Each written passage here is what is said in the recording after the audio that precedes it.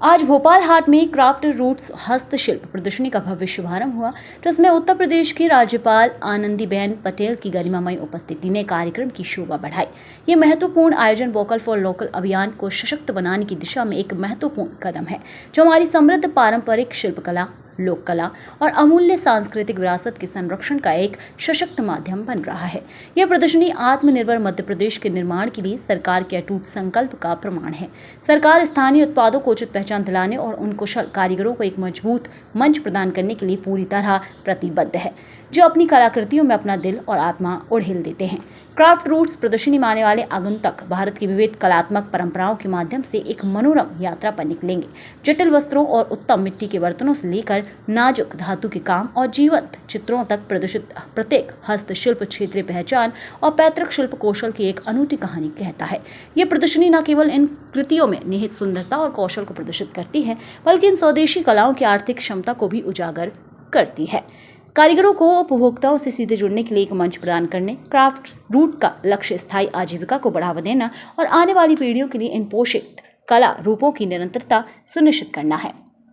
आज यहाँ ग्राम श्री संस्था के द्वारा श्रीमती आनंदीबेन पटेल, महामहिम गवर्नर उत्तर प्रदेश, उनके अध्यक्षता में मेरे मुख्य आतिथ्य में देश भर के अलग अलग राज्यों के सभी प्रकार के हस्तशिल्प के कलाकारों की कला प्रदर्शनी का ये 5 दिवसीय उत्सव अहिल्या महारानी के जन्मोत्सव के क्रम में ही एक तरह से माना जा सकता है, जब उनने लोगों की जिंदगी की बेहतरी के लिए स्वरोजगार बनाते बनाते सशक्तिकरण की दिशा में आगे कदम बढ़ाया।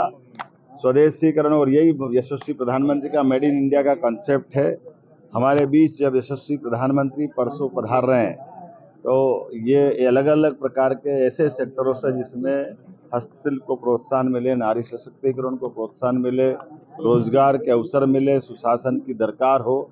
मैं माननीय प्रधानमंत्री जी के आगमन के पूर्व अवसर पर जिस प्रकार से तैयारियां की जा रही है, बहनों के द्वारा व्यवस्थाओं को लेकर के चिंता की जा रही, मैं उससे संतुष्ट हूँ और उम्मीद कर रहा हूँ कि माननीय प्रधानमंत्री श्रीमान नरेंद्र मोदी जी का परसों आने वाला भोपाल मध्य प्रदेश का दौरा अभी तक के सारे रिकॉर्ड तोड़ेगा और बहुत आनंद के साथ पूरा आयोजन संपन्न होगा। मेरी अपनी ओर से ग्राम श्री प्रदर्शनी के शुभारंभ के अवसर भी और माननीय प्रधानमंत्री के शुभागमन के अवसर पर दोनों तरफ मेरी शुभकामनाएं। मैं बुंदेलखंड जा रहा हूं, मुझे इस बात का संतोष भी है। बुंदेलखंड, पन्ना और महाराणा प्रताप की जयंती है और महाराजा छत्रसाल की भी जयंती। मैं दोनों महापुरुष को स्मरण कर रहा हूं। महाराणा प्रताप जिनने स्वदेशी के लिए देशभक्ति की उत्कृष्ट मिसाल और उनका अपना चेतक का प्रिय सवारी वाला घोड़ा और महाराणा प्रताप का जीवन, स्वाधीनता के लिए उन्होंने चाहे घास की रोटी पसंद की, लेकिन अकबर और उनके तमाम मुगल सत्ता के सामने कभी सिर नहीं झुकाया और देश का स्वाभिमान जागृत करने का काम महाराणा प्रताप ने किया है। उसी के समान महाराजा छत्रसाल ने बुंदेलखंड में अलग जगह करके अपनी स्वाधीनता की ललक दिखाई और